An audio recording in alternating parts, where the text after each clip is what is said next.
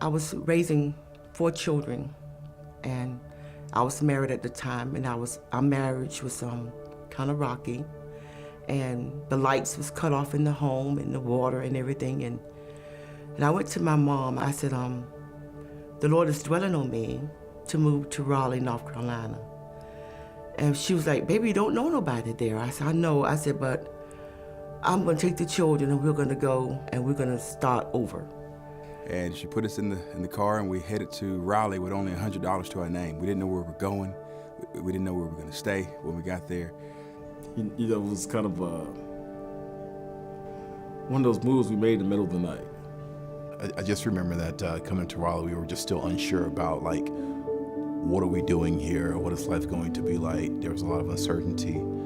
There's a sense of hopelessness that you have when you don't have proper housing. You know, you don't feel content. You don't feel secure. And there was a little shadow of fear that rested upon our family because these things were just up in the air. It was a different location for the next couple of days until we got settled into a homeless shelter. And I remember, for me, trying to find a little bit of privacy, trying to find a little bit of home that really wasn't there. And it's there where we stayed for about a year. Then after that, we received housing at Raleigh Gardens. It wasn't good for us at that time, but so much positive came out of it when we left and we saw, okay, now we have a chance to be in a house.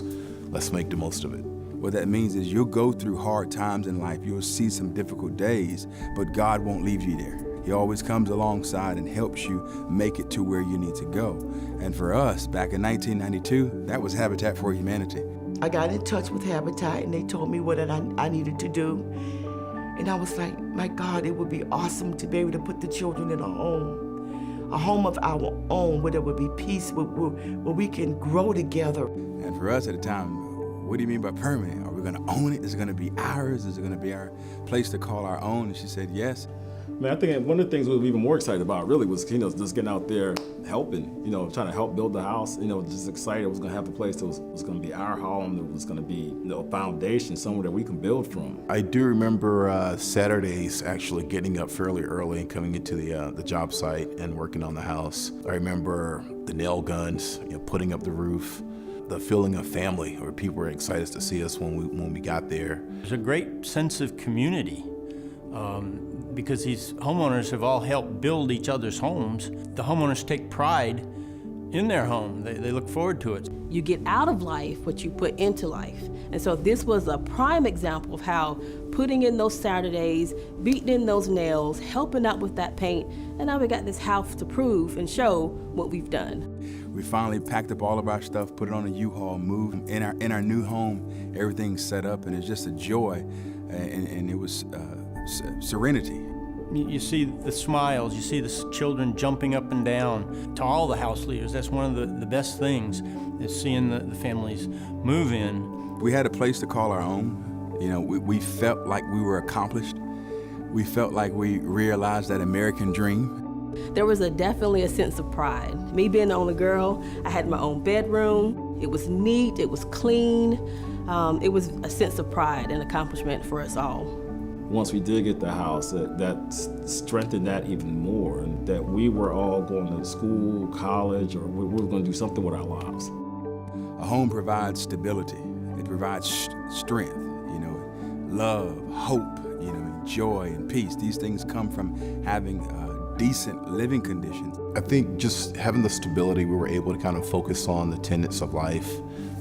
Being good citizens, educating yourself, working, trying to be productive. And so the house gave us that stability. I can't fathom what would have happened to us if that opportunity wasn't granted or provided to us at that time.